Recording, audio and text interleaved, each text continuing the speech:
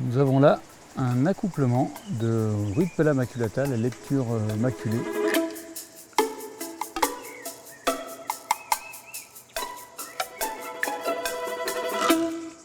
Cette semaine, je suis en inventaire entomologique dans le cadre d'une étude qui se déroule sur 3 années pour identifier les cortèges d'insectes et notamment de coléoptères sapoxyliques sur la réserve biologique mixte du Haut-Chéran.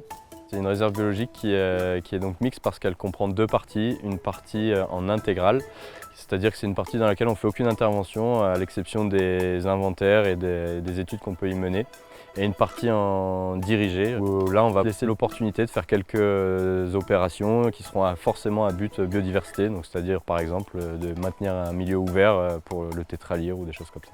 Les coléoptères sont des petits insectes qui ont la particularité d'avoir les ailes antérieures qui sont transformées, qui sont rigidifiées, on les appelle les élytres, et elles permettent de protéger les ailes postérieures qui leur permettent de voler.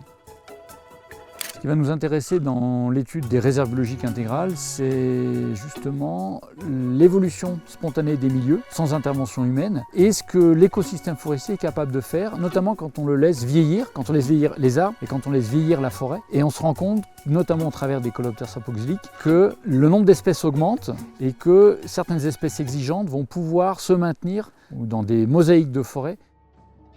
Là, on va installer un dispositif de pièges jaunes et de pièges blancs qui vont permettre, quand on les installe sur ces piquets, à hauteur de la végétation, en fait, de capter un certain nombre d'insectes, notamment de coléoptères, à la fois des espèces sapoxyliques et aussi des espèces purement phytophages qui vont manger les végétaux. Et ça permet de compléter l'inventaire et la connaissance naturaliste.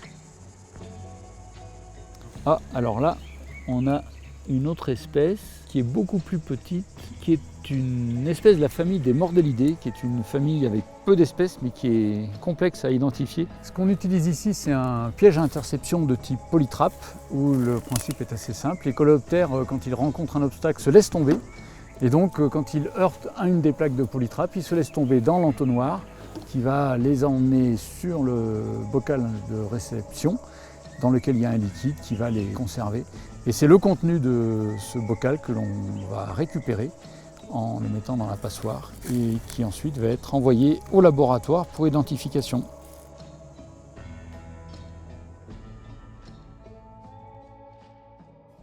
Là, Laurent, du coup, cette collection, ça nous permet vraiment d'imager la gestion qu'on essaie de mettre en œuvre partout ailleurs.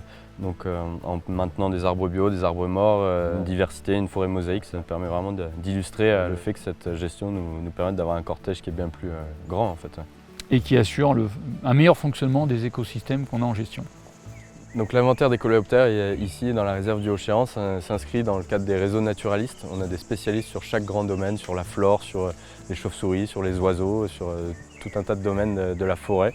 Et donc ils interviennent partout en France. On a un réseau de naturalistes, de spécialistes en fait, qui réalisent ces inventaires. Cette espèce qu'on vient de voir montre l'importance du bois mort à la fois pour conserver les espèces, conserver leur milieu de vie, mais finalement le bois mort c'est aussi une éponge en forêt qui permet de capter de l'eau quand il pleut et de la restituer progressivement à l'écosystème quand il ne pleut plus et qu'il en a quand même besoin. Le bois mort est essentiel à la vie de la forêt. L'échelle de temps de la forêt est très longue et le fonctionnement des écosystèmes se conçoit dans cette durée longue. Donc c'est important d'avoir des référentiels dans le passé et dans le futur. Une des clés de la connaissance et de la gestion des écosystèmes forestiers, c'est le temps.